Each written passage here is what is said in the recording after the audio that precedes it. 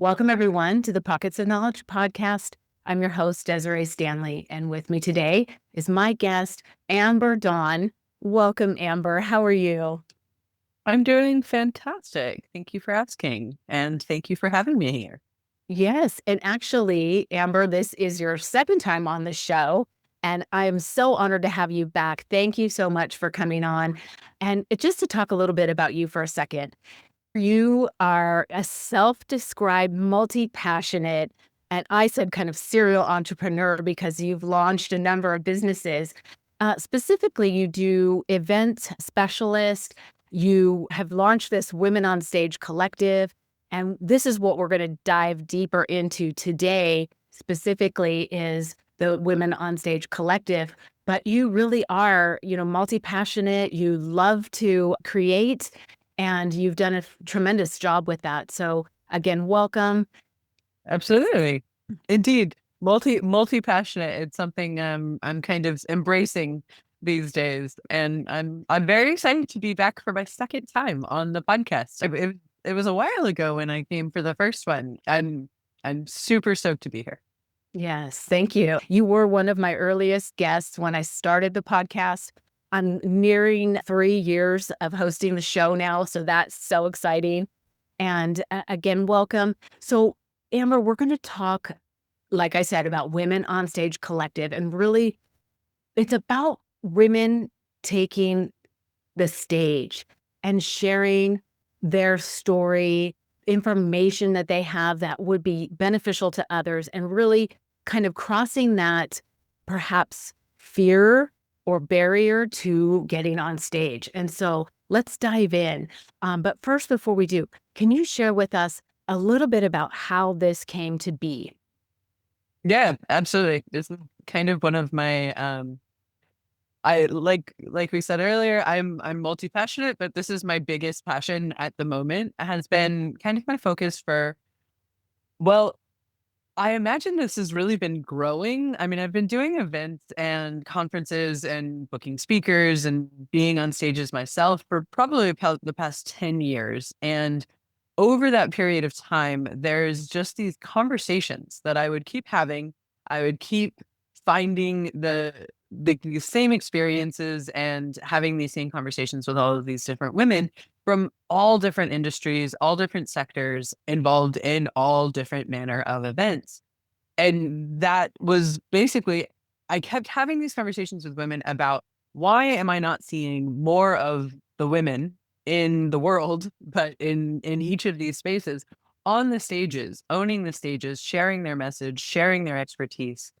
And I ultimately I had enough of these conversations. And about probably a year ago, I think it was actually at the Level Up event by Kevin King in Hawaii, where I was sitting there and there was probably a group of about 5 or 6 women and listening to them talk to each other about how they were struggling to, it's not that they weren't experts, it's not that they were in any way unsure women. That was not what was happening. What was happening was that they were struggling to find their voice, find something that felt authentic to themselves. When they were on stages, they were finding that it felt disjointed, it felt disgenuine, and that they wanted to have a space and a place to be able to work on things that were customized for them, to be able to work on themselves and their talks and things like that. And from that conversation with these like 6 women that were all sitting around at, like after a number of women had just come off stage and absolutely killed it. Um, we were all sitting there and then I walked away from it. So this is about right a year ago. And I walked away from that and it just stuck in my mind. This whole concept of, wow, why is this true? Why are women half of the world and not half of the stages? Two, why is it so hard to be oneself on stage? Like if you go and you're trying to get trained to be a public speaker, the majority of the people out there that I find at least are men, and or they're sort of teaching a style that just seems like it fits better for men than it does for women. You know, all of these different things. And it just kept sitting with me. And I went through about five or six more events in the course of like about 6 months period of time. And it just like once I saw it, I couldn't unsee it. And I decided, I was like, you know what? I can do something about this. I can actually like this is the problem. I can see it. I can solve for it. And I can, in the meantime of that, build a community of all of these amazing women that are a part of my network, that are a part of my orbit in my world.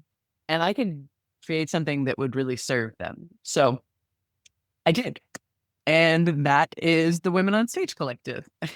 Oh gosh, Amber, that's tremendous. Thank you for sharing that with us. And I think you're so right. It's not that women are not capable or qualified. There's just something else that's going on that is, preventing women from taking the stage more frequently. And so having something like a group like this program that you have that helps women get to the point where they feel more comfortable getting on the stage to share their message. It's tremendous. I think it's so important. And so I love what you're doing.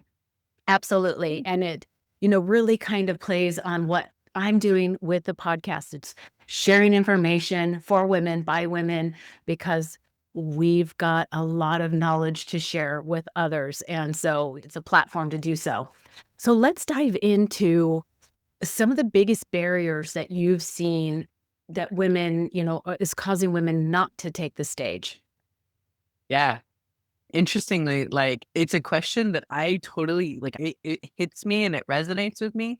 I think it is probably true for a lot of women is I think there's a variety of reasons for like what would hold women back or what would impede women progressing. And I think that it's like that's how it appears to me is that there's actually two different factors going on, right? Is that we're still balancing, equalizing. We're that's still a movement. That's still something that's happening in the world, and it's worldwide. I mean, I do things all over the world. I'm a nomad. I am in like easily half of the events that I do are global, half are probably in the United States. So when I'm talking about this, this is not a country specific issue. This is something that I have seen all over the world. So one is the opportunities are harder to achieve for women. It's harder to get onto a stage. It's harder to find someone, to find a space where you feel confident and secure that if you are trying to get onto that stage, if you're trying to share a message, it's more difficult, I find. Then secondarily, I also there's this really interesting barrier that I feel in some ways is self-created or perhaps trained into us around not speaking up or not claiming our own expertise. Things like where you'll be speaking and you say, "Well, I'm not an expert, but my decade of experience doing this exact thing this is something that comes up a lot for women." And I've done a lot of reading around this exact thing. And the book that I just finished recently that really hit home for me was called The Confidence Code. And it articulated this issue really well. And it basically it broke it down into the fact that women are, and obviously I'm making overgeneralizations, right? Can't say all women are anything, right? We are all our own unique individuals and have our own experiences. But the generalization is that women have this unique combination of overthinking, perfectionism, and like risk averse, maybe, or trained to be good and behave kind of thing, that creates this self-imposed barrier where we aren't willing, unless we are 100% sure that we have this, we know how to do this, that we don't put ourselves out there. We don't claim the titles. We don't claim the expertise. And I feel like that is a barrier that is really difficult to overcome because it's like a self-originating barrier. Some of it's obviously society as well, right? But it's a self-originating barrier. So I do think that there's kind of this little unfortunate cycle that happens. So there's a fear of getting out there, of being seen, of claiming your own power and expertise and voice and message and all of that. And then because of that, you're not findable, right? So it's really hard to get a woman booked on the stage if nobody who's trying to do the booking can find them, you know? So that's that's what I probably see as the two main barriers. And I think that they unfortunately play together too nicely. Yeah, that's great information, Amber. I agree with you, and I've had other guests on the show who've talked about that, idea of unless we can say we know how to do a job 100%, we're not gonna apply for the job. Whereas men, it's like if they can do about 60% of it, they're gonna apply for it, right? And Yeah. so I think that's just speaks to what you were just sharing, is that we're not going to try something unless we're 100% sure that we can do it. And, I think that that's very limiting for us, unfortunately. But yeah, great information in there for sure. And I agree with you that some of it is that self-generated, these fears of, maybe not being accepted or of being rejected because of whatever we're talking about, or someone's going to say, well, you have no idea, you don't have a degree or whatever. But like you said, if you've got decades of experience, isn't that pretty darn close? Yeah. So yeah, yeah, good stuff. Okay, so let's talk a little bit then about, because you mentioned in there perfectionism, and so this is something I think a lot of women feel like unless I can do it perfectly, I'm not going to do it. So do you want to talk a little bit about that, like how we can kind of begin to overcome that trap, I think? Yeah. There's like the whole concept of recovering perfectionist. I think that that's not exclusive to women. However, I do find that it like perfectionism is, I don't know, a syndrome that we all really experience. And it can and does in a lot of ways hinder action.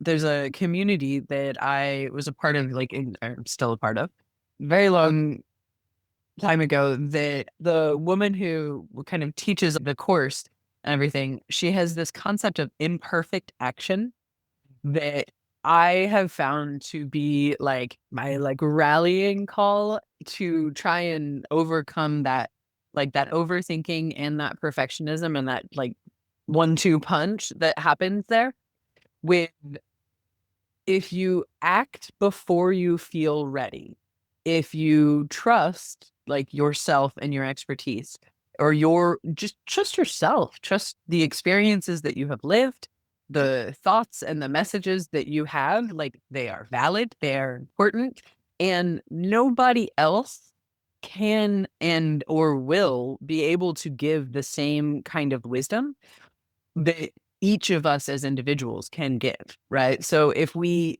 hold ourselves back because we're acting towards this concept of perfection, what we're also doing is depriving everyone else of the wonder that is what we have to provide for the world. It's like one of the main things for me about like one of my main missions with Women on Stage Collective is actually to help women to find that, to start speaking up, to raise their voice, to kind of own the unique wisdom that they have inside of themselves and find a way to share it. Find a way to, whether like that doesn't have to be getting up on a big stage.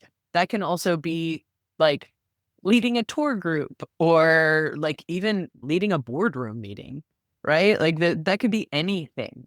It's it's just a moment where you can find your voice and get over that little hump of perfectionism that like inhibits us. Yeah, yeah, great stuff. I love that you said in those different examples, because it doesn't have to be a TEDx talk or, on some big stage. it could just be that boardroom experience. And so having the skill, from speaking, working on your diction and whatever the topic may be, whatever, until you feel a little bit more comfortable. I think that's great. And I love that you said that we should just be like trying because we can learn as we go. And this idea of like putting something out there at about 80%, right? And you can tweak it and fix it as you go instead of waiting till it's 100% before putting it out there. So I love that idea. Learn as you go. Get up, speak, do your thing, and then fix it as you go. I think that's great. But there's something in us that always is like, I can't until I'm 100%. So it's a little bit about try anyway. It's like feel the fear and do it anyway, kind of thing. So I think that's great. It's Good one thing stuff. that I tell people a lot. I have no idea where I heard it. If you've heard this before, then please tell me. But it's this concept of the idea that nervous or anxious feels the exact same as excited, right? So if you just give it a different label, it can help you to like move beyond, right? So where I'm frozen with nervousness or anxiety, instead I'm short of breath and my heart rate's elevated. But what that actually is, it's not fear, it's excitement.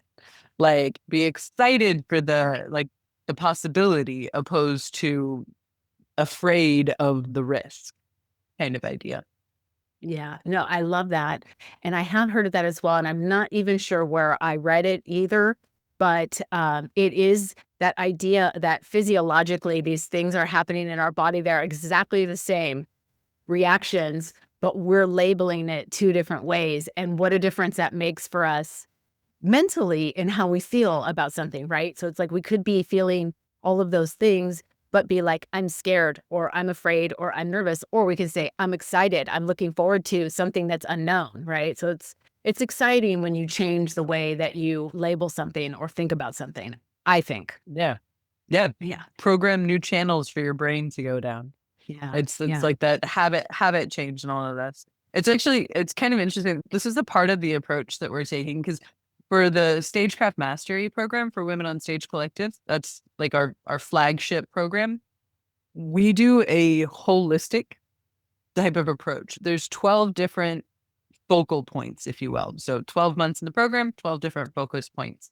But we take the entire view opposed to just one like specific concept. So we're not always focusing on something like diction or pacing or tone or non-scripting. Sometimes we're actually doing sessions about fear of being seen and like imposter syndrome. Sometimes we're figuring out how to develop our own authentic persona, right? So I think that it's really important, one, to overcome that perfectionism freeze that happens.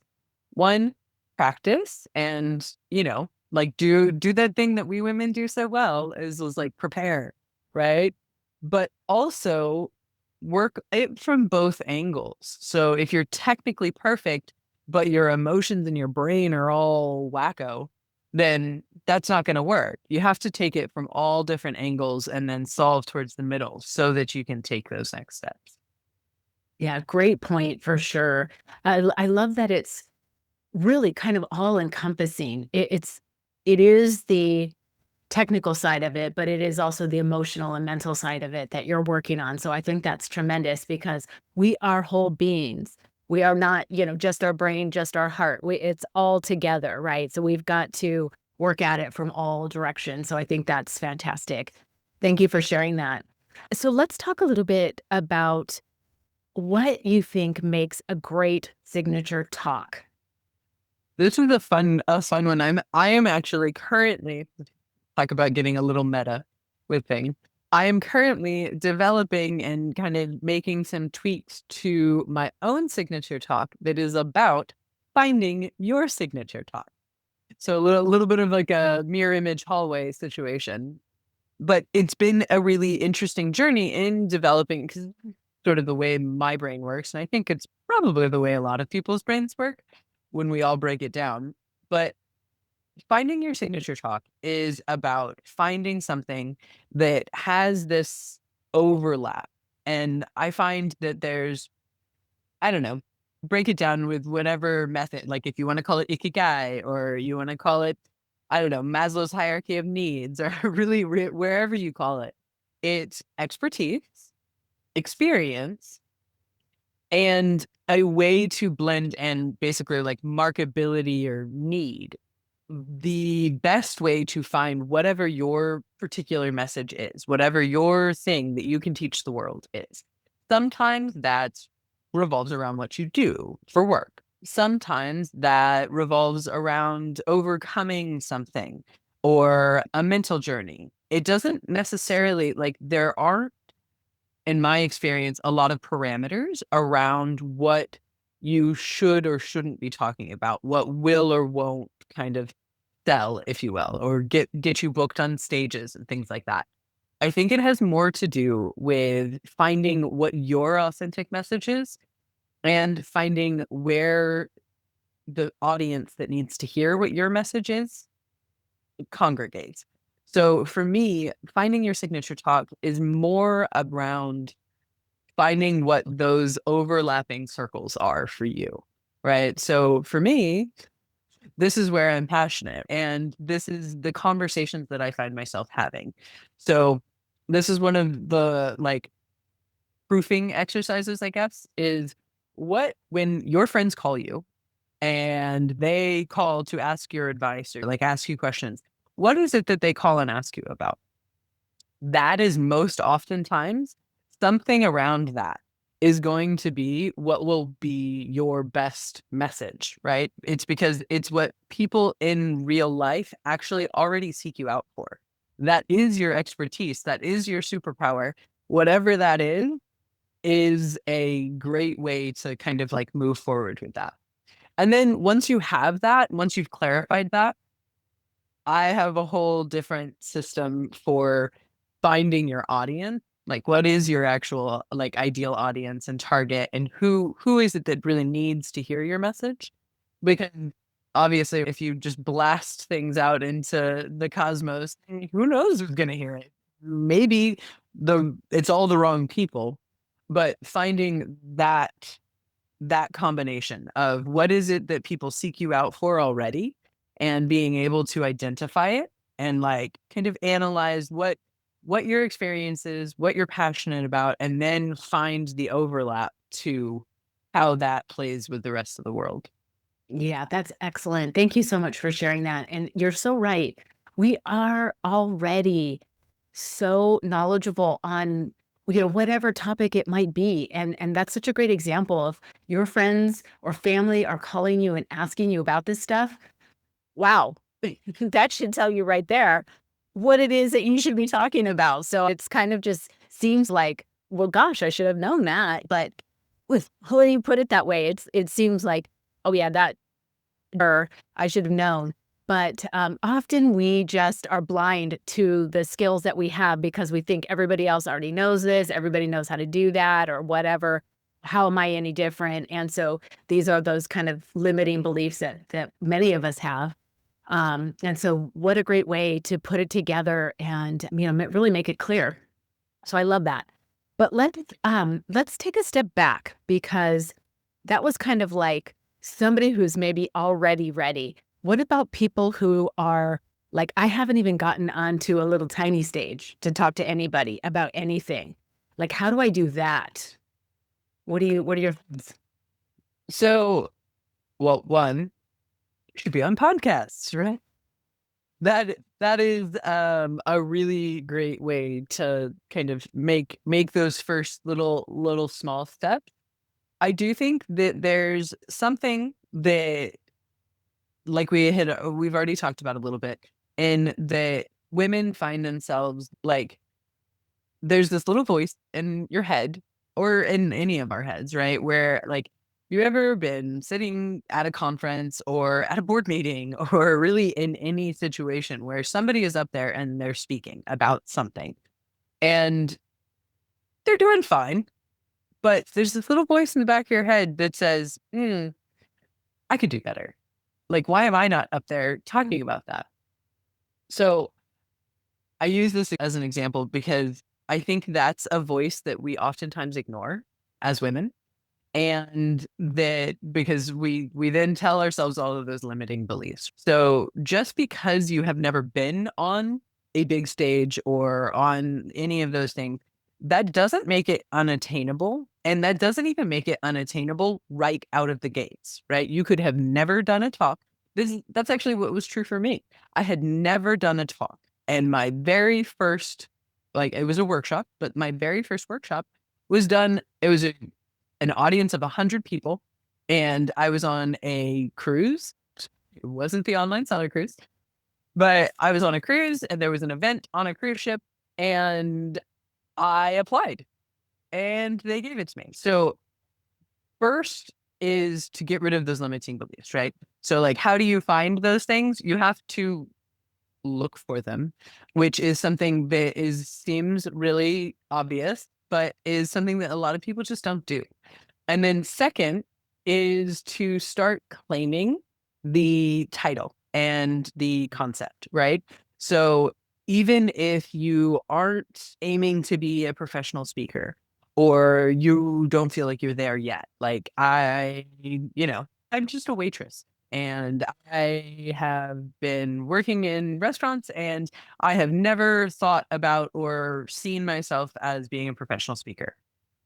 If you start seeking out those opportunities and start claiming, I do speaking gigs or, any of those things, that opens up a lot of doors. And I mean, it's a little woo woo in the whole manifesting and that concept, but it is actually true.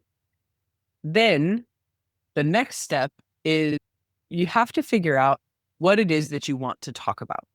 I do think that's really, really important because just a desire to be up in front of people isn't going to get you very far because it's very, very self-serving, right? And self-serving just doesn't get you very far. What I suggest to people is figure out what you're interested in. Like, what podcasts do you listen to? What community groups that do you like to be a part of? Like any of those types of things. What camp do you go to? Are you a camp counselor? Like it could be anything. But find those opportunities where you are already in a place where you have interest and passion that has brought you to those spaces. And then ask. Send an email to that podcast that you have been listening to for years and say, hey, I'd be interested in being a guest. This is the story I have to tell, Or, hey, I have a weird talent. I, can carve wood with my teeth. Like whatever it is, right?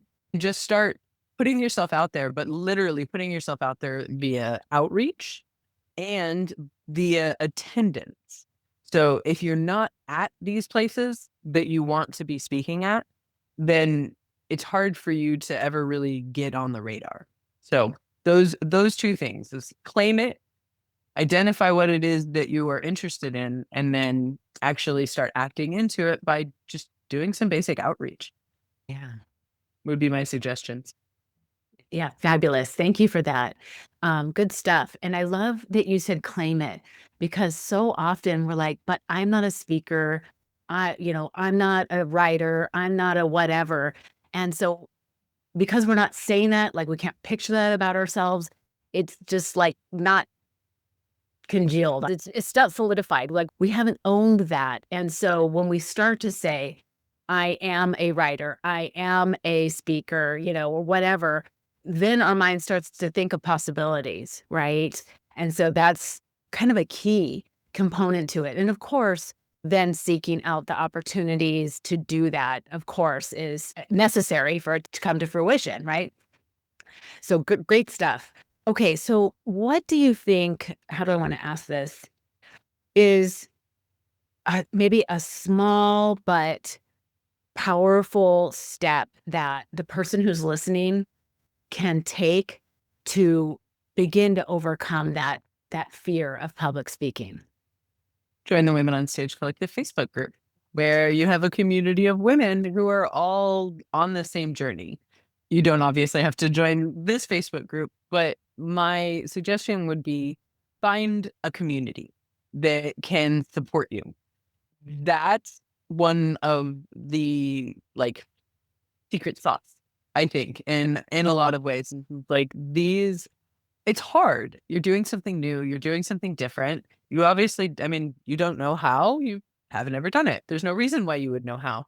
But there are communities out there of supportive people, supportive places, all of those types of things. I That is the thing that I would suggest to anyone who wants to be in public speaking is to go out and find a community of people who will create a safe space so that you can practice, so that you can ask questions, so that, like you just need to find a space in a community that feels safe for you, so that you can make some mistakes and learn from them and do all of that type of stuff.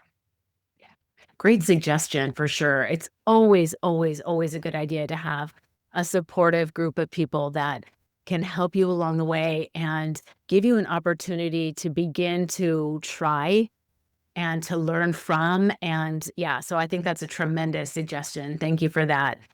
Can you talk a little bit more about the Women on Stage Collective? I know you have kind of a multi-tier system, and we talked a little bit about it before, like that kind of cohesive coming from the different directions to work on yourself and your skill. So share with us a little bit more about how it works.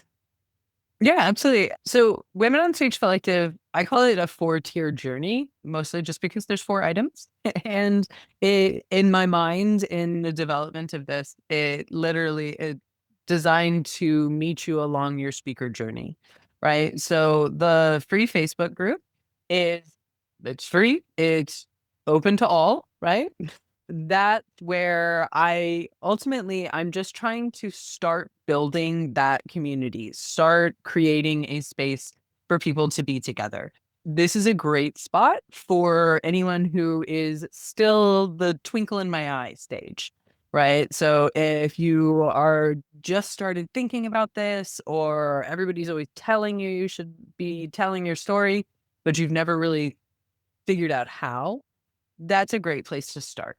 And then from there, we are actually about to launch, probably at the end of May 2025, for years from now when this comes out, the Stagecraft community. So, Stagecraft community is the second tier of what I see as most women's speaker journey. It provides a community of dedicated women who are in that initial starting point of their speaking journey. You can also join it if you are beyond that point. It will be of value. However, the idea is that this is a very price accessible space where you can learn. Is there's 30-minute webinars every month from various different public speaking experts, all women, all everybody in the whole arrangement here is all women. So the Stagecraft community is for monthly learning that is recorded, or you can attend these live because they are done as like a webinar.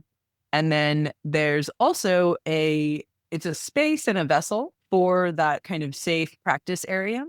And it comes with, you're put into an accountability pod with about four or five other women who share your place in your speaking journey. So you're all at about the same level and you are in the same time zone, as well as represent kind of a variety of different expertise and types of talks. So you have the like option and the ability to sort of help and support each other. And we provide a variety of resources so that these accountability pods can actually monthly get together and do self-organized open mics to practice their talks with each other. And we provide resources on how to give feedback and how to make improvements and things like that. So that's the very beginning, right? So this is a space to be amongst your people and to continue learning and practicing. And it's all I think it's $15 a month. So it's very, very accessible. And that's actually a really important core tenet for me to everything with the Women on Stage Collective, is that it's it's designed so that it is attainable for just all of us, really. There's just so many programs out there that are priced beyond what a normal average person can achieve. So the intention with these programs is that that is not what's true for Women on Stage Collective.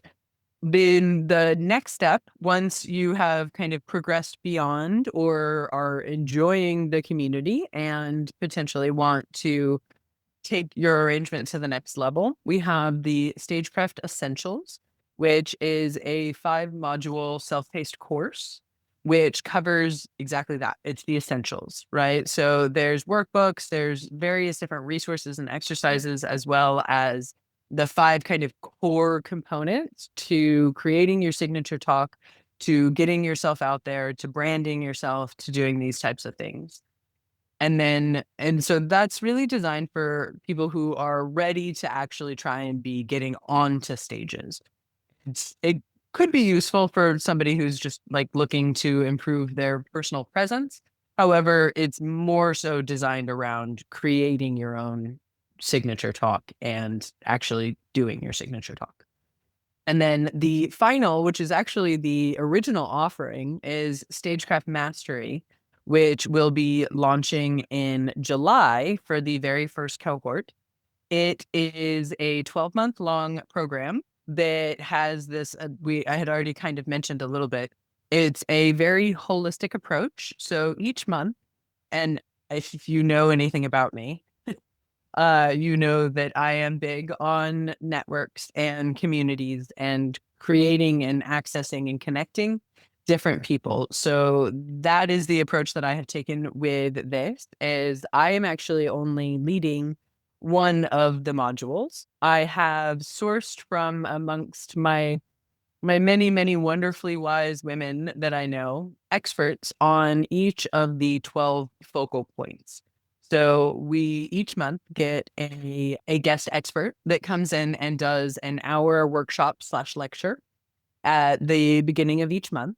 And then you get 2 weeks and everyone comes back together and you have an implementation session. So basically you learn it and then you have 2 weeks to apply it to yourself or your talk or, depending on obviously the focal point. And the guest expert comes back in and gives each of the women in the cohort like a more individualized type of feedback and Q&A to work on their implementations. Each woman will, throughout the course of the year, get 2 opportunities to do a round robin interactive presentation where they will actually get to present for their signature talk to the cohort. Each cohort is only 10 women. And so you get an opportunity to practice and then also get feedback from your peers around various different things like, is this landing? Is this not landing? How can I improve this? That type of thing. And even after that, once you hit the 6-month mark, you will also kind of unlock the 2 one-on-one sessions with the guest expert of your choice inside of the program. Just depends on how you preferred to do it. You could choose those guest experts by who you resonated best with. You can also choose the guest experts by wherever you feel like your weakest points are. Yeah. So that goes on and it's the same kind of model and system for 12 months. And then at the end, there's a variety of bonuses and graduation surprises that are exciting, but I'm not allowed to talk about them yet. Oh gosh, Amber, that sounds amazing. Thank you so much for going into all the detail of the different levels too, because it's good to know, like, if the person listening is like, I'm not anywhere near ready, but I'm curious about learning how to begin this. And so you've got that covered. Then you've got the next step and the next step in to mastery. I think that's tremendous. And so what you're offering to people, women specifically, is fabulous opportunity to learn and grow and develop their skill to that mastery level. So bravo. Good work. Love it. Thank you. Yeah. I'm very excited. We have our first cohort, which is launching in July. And I've got 9 women already signed up inside of that cohort. And everybody is really like the energy is high. We're all very, very, very excited, and they're all joining as a part of that program. You also get to join the stagecraft community, so it's a lot of fun. I'm really, really excited to launch into it. Yeah, for sure. I can imagine. It just sounds amazing. And so, what you are doing to offer this to women is fabulous. So, I think, again, bravo.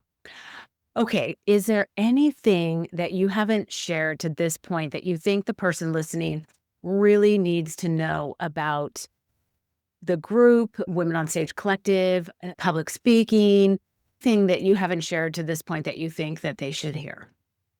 Well, I have said a lot.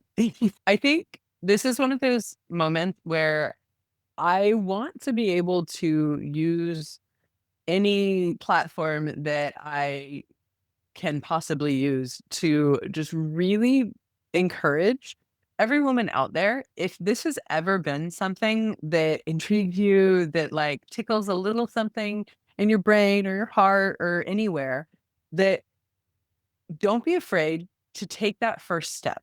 Don't be afraid to get out there, try, just talk to other women who are doing this. We need more women's voices. We need the messages that each and every one of us carry around inside of us.